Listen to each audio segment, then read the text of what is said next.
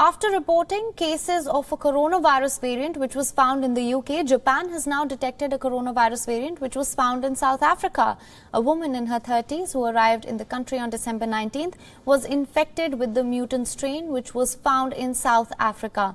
This comes after the Japanese government banned entry to all foreign nationals following the discovery of the UK in the latest ban took effect Sunday and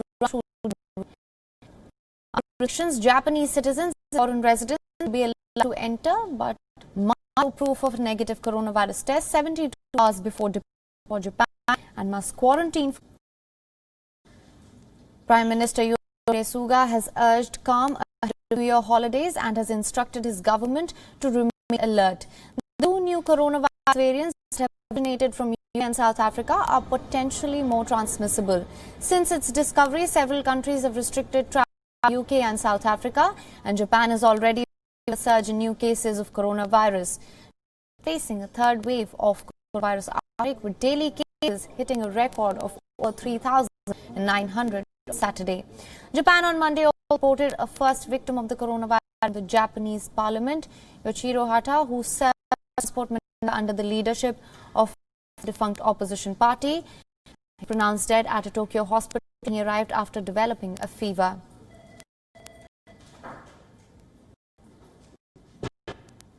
For more on this, now being joined by Professor James D.J. Brown, Associate Professor, for more on this. Thank you so much for joining us. What can you tell us about the transmissibility of these new strains and the implications that it will have? Well, what we have in Japan at the moment is a real sense of almost panic. Japan was one of the first countries to which the coronavirus spread right back at the beginning of the year. But after that, it was really quite a kind of slow burn without a really surge in numbers as for elsewhere. But just over the last few weeks, we've seen a big increase. And now it's going to be much more virulent, much more transmissible. Within a year, the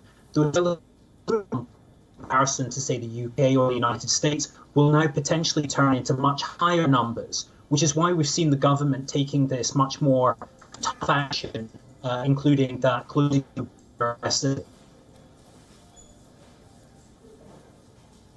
All right, Professor James, even though there is no clarity on whether this new variant is more lethal than the previous existing variants, but what are the implications at a time when countries have already begun their immunization programs and vaccines are being rolled out?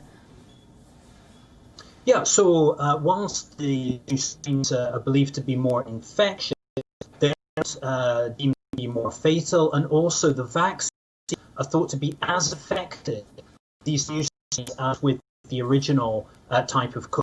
So in that regard, the real concern for Japan and other countries is transmissibility. If you suddenly have the measures in place in the moment that are sufficient, and with Japan, especially with quite an old population.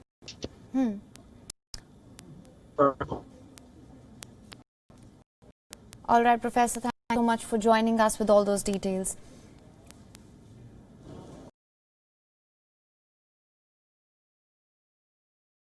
WION is now available in your country. Download the app now. Get all the news on the move.